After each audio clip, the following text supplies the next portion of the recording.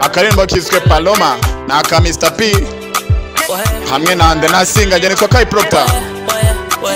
Indirimbo nyizi muri comment nkaziguha muri video ikurikira ariko wabanje kumfollowinga. Njye nitwa Kai Proctor. Umukobwa ni icyuki ni mwiza, yambara imyenda ihenze, urukundo rwe ntago ari urushinwa, numa yanjye My Paloma, uburyo yaka the way she fire bituma numva mwifuje. Umukobwa yatuma n'akazi nkareka. Paloma wanjye,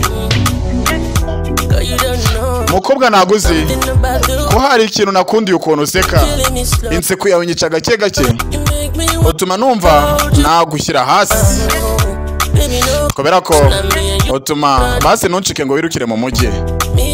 Mekoraso ndakwinginze wigenda, nyegera ngo ufate ngo ukomeze mukobwa, umhereze urukundo.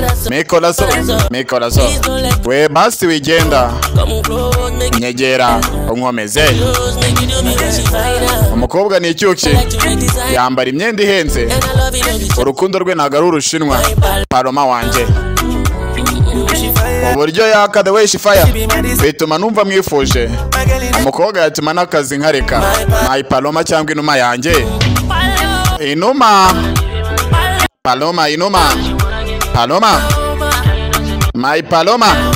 Njye nitwa Kai Proctor. Indirimbo nyizi muri comment nkazigwa muri video ikurikira. Paloma, inuma, Paloma ni inuma, mujye kubisacinga. Hari abantu sige mbona baje hano gupinga, nshaka kuguhereza urukundo.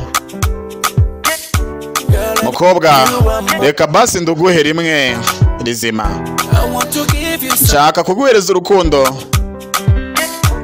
Buriya nta mugore nta marira. Mekoraso basi wigenda, nyegera ngo ufate ngo ukomeze. Mekoraso wigenda, nyegera. Umukobwa ameze fresh, yambara imyenda ihenze, urukundo rwe ntago ari urushinwa.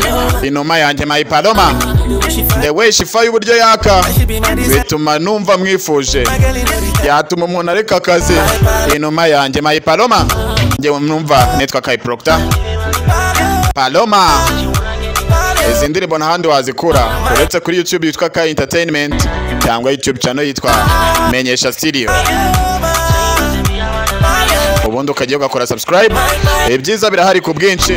Ati My Paloma, indirimbo nkizi muri comment nkazigwa muri video ikurikira.